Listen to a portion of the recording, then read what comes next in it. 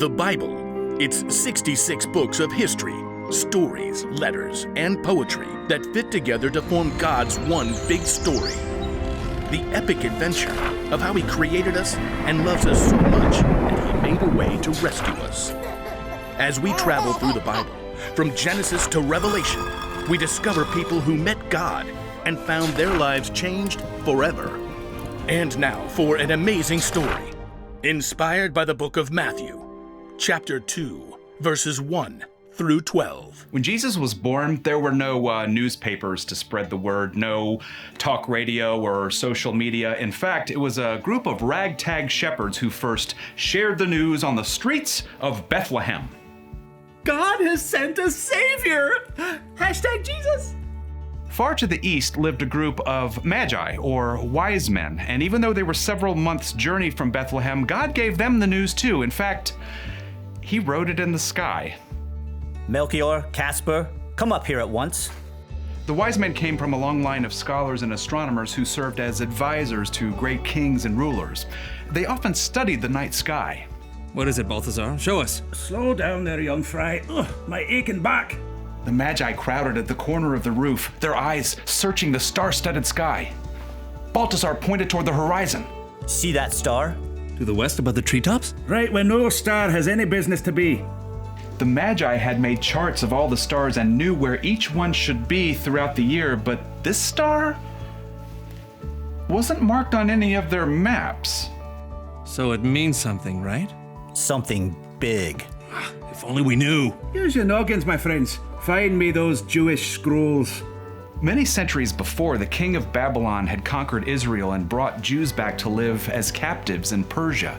One of these men, Daniel, had been interpreting dreams and visions through the power of God. Several kings had made him an advisor among the Magi. Through Daniel, the Magi would have had record of Jewish writings and prophecy, even long years later. Now, we know Daniel spoke of a great king who would come, a Messiah. And there's this from the Jewish scriptures. A star will come from among the people of Jacob. A king will rise up out of Israel. A star! A king?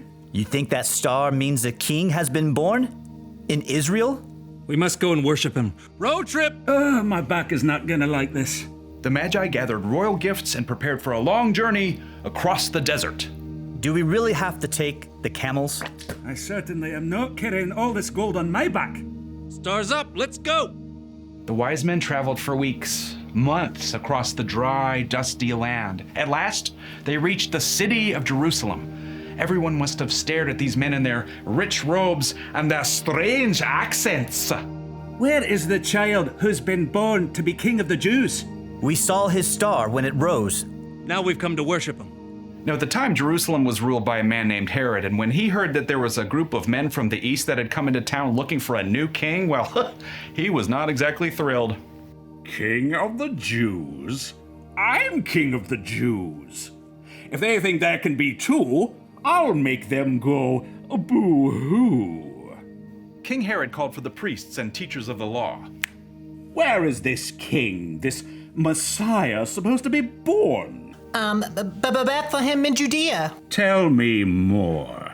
The prophet Micah wrote, "But you, Bethlehem, in the land of Judah, are certainly not the least important among the towns of Judah. A ruler will come out of you. He will rule my people Israel like a shepherd."